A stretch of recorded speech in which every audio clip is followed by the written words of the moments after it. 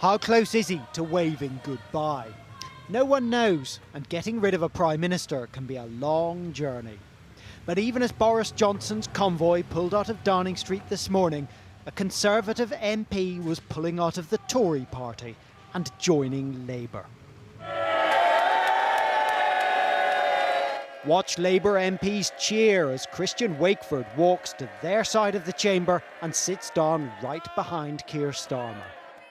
Can I start by warmly welcoming the honourable member for Bury South to his new place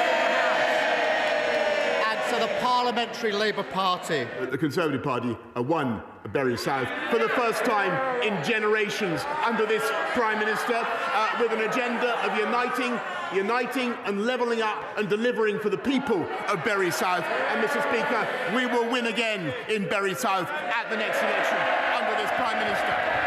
But questions quickly turned to whether the Prime Minister knew the event he attended in the Downing Street garden was a party. If the Prime Minister's new defence were true, requires the Prime Minister to ask us to accept that as he waded through the empty bottles and platters of sandwiches, he didn't realise it was a party. Does the Prime Minister realise how ridiculous that sounds? Of course, Mr. Speaker, we must wait for the outcome of the inquiry. But not everyone's ready to wait, and the Prime Minister was ambushed by a former cabinet colleague. I expect my leaders to shoulder the responsibility for the actions they take. Yesterday, he did the opposite of that.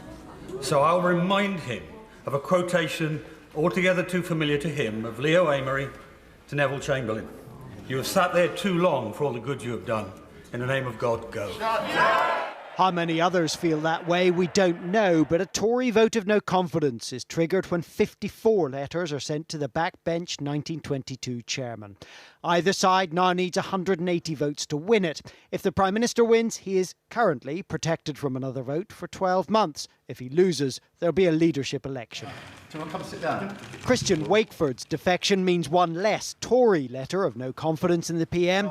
Instead, he was signing his Labour membership application and explaining his decision. For the moment, we've got a party trying to defend the indefensible.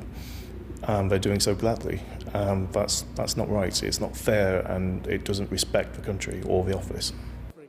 But his defection has, to an extent, rallied Tory backbenchers. Well, if he wanted to have a leadership election, there's a mechanism within the Conservative Party to trigger that. He can put a letter into 1922. I think something people will be talking about today. That isn't the same thing as turning your back on your constituents who've backed the Prime Minister, they've backed the Conservatives, and they've backed levelling up. After a day of parliamentary drama, Boris Johnson has lost an MP and gained a high-profile opponent. But he is not yet the subject of a confidence vote. And in Downing Street these days, that may just count as a win. Carl Dinning, News at 10, Westminster.